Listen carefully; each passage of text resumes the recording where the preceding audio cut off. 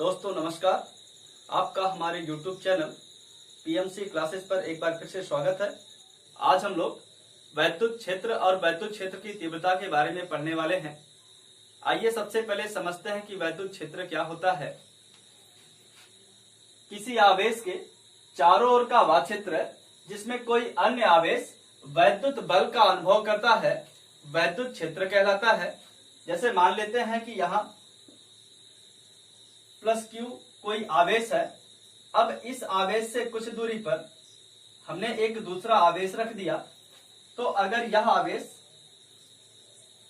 किसी बल का अनुभव कर रहा है तो इस आवेश से इस आवेश के बीच का जो भी रेंज होगा, जो भी एरिया होगा, वह वैद्युत क्षेत्र कहलाएगा। आइए अब हम लोग समझते हैं कि वैद्युत क्षेत्र की तीव्रता क्या होती है। वैद्युत क्षेत्र के किसी बिंदु पर रखे परीक्षण आवेश पर लगने वाले वैद्युत बल तथा परीक्षण आवेश के अनुपात को वैद्युत क्षेत्र की तीव्रता कहते हैं।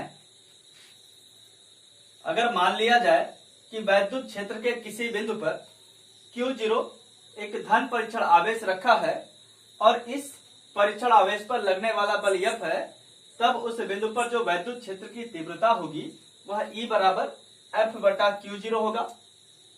हमको पता है कि F का मात्रक न्यूटन होता है और Q आवेश है, आवेश का मात्रक कूलाम होता है, अतः वैद्युत क्षेत्र की तीव्रता का जो मात्रक होगा वह न्यूटन प्रति कूलाम हो जाएगा। अब हम लोग आगे बिंदु आवेश के कारण किसी बिंदु पर वैद्युत क्षेत्र की तीव्रता के लिए व्यंजक प्राप्त करते हैं। बिंदु आवेश के कारण किसी बिंदु पर वैद्युत क्षेत्र की तीव्रता का व्यंजक प्राप्त करने के लिए सबसे पहले हम लोग मान लेते हैं कि माना एक बिंदु आवेश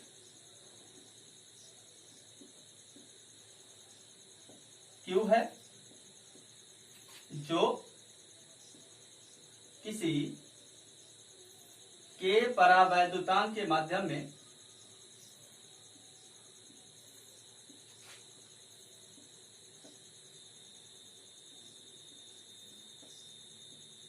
किसी बिंदु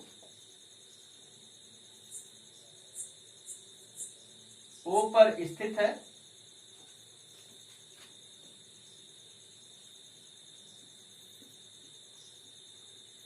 इस आवेश से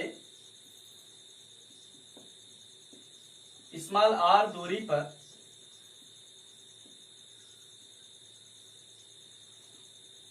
एक बिंदु P है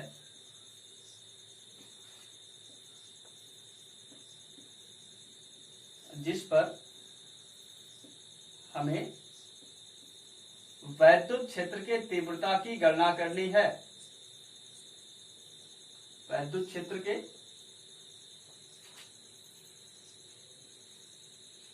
तीव्रता की गणना करनी है। तो हमने माना कि एक बिंदु आवेश Q है जो किसी K परावैद्युतांक के माध्यम में किसी बिंदु O पर स्थित है। तो ये मान लेते हैं कि कोई Q कूलाम का आवेश है जो किसी बिंदु O पर किसी K परावैद्युतांक के माध्यम में स्थित है और इस आवेश से r दूरी पर कोई बिंदु P है। इस बिंदु P पर हमें वैद्युत क्षेत्र के तीव्रता की गणना करनी है। इसके लिए मान लिया बिंदु P पर एक धन परीक्षण आवेश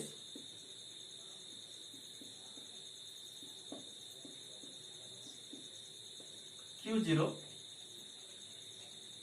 स्थित है। तो इस बिंदु P पर वैद्युत क्षेत्र के तीव्रता की गणना करने के लिए हम ये मान लेते हैं कि इस बिंदु P पर एक परीक्षण आवेश Q0 रखा गया है। अब हम देख रहे हैं कि Q और Q0 आवेश एक दूसरे से r दूरी पर स्थित हैं, अतः इन दोनों आवेशों के बीच एक बल कार्य करेगा और इस बल का मान हम लोग कूलाम के नियम से ज्ञात कर सकते हैं। तो हम लिखेंगे कूलाम के नियम से, कूलाम के नियम से आवेश Q तथा Q0 के बीच लगने वाला बल। और हमने पढ़ा था कूलाम के नियम में कि दो आवेशों के बीच लगने वाला बल F बराबर 1/4πε0K इंटू Q1 Q2 बटे R²। ये फार्मूला हम पहले कूलाम के नियम में पढ़ चुके हैं। तो इस फार्मूले की सहायता से हम आवेश Q और Q0 के बीच लगने वाला बल ज्ञात कर सकते हैं। तो ये जो बल है ये हो जाएगा F बराबर 1/4πε0K इंटू Q1, और Q1 की जगह पे यहाँ Q है तो Q लिखेंगे, Q2 और Q2 की जगह पे Q0 है तो Q0 रखा जाएगा, बटे R² है। R मतलब दूरी यहाँ पे भी R दी गई है तो R² हो जाएगा।